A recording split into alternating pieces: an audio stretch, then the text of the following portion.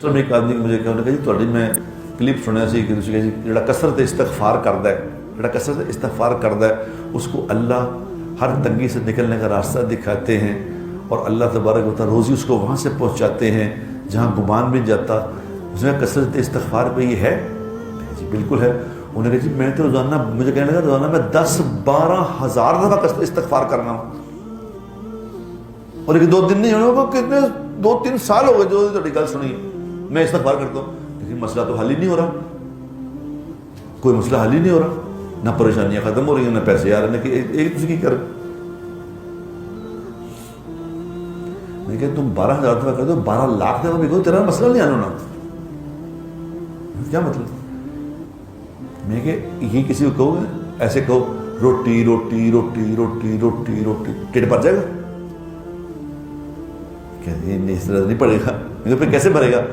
جب تک کھائیں گے نہیں بھرے گا کیسے؟ میں کہ معاف کر دے معاف کر دے معاف کر دے معاف کر دے، تو جس بات کی معافی مانگو وہ چھٹ رہی نہیں، یعنی نافرمانی سے یا اللہ مجھے معاف کر دے، تو نافرمانی میں نے چھوڑنی بھی نہیں، نہ نیت ہی چھوڑنے کی۔ کیا خیال ہے؟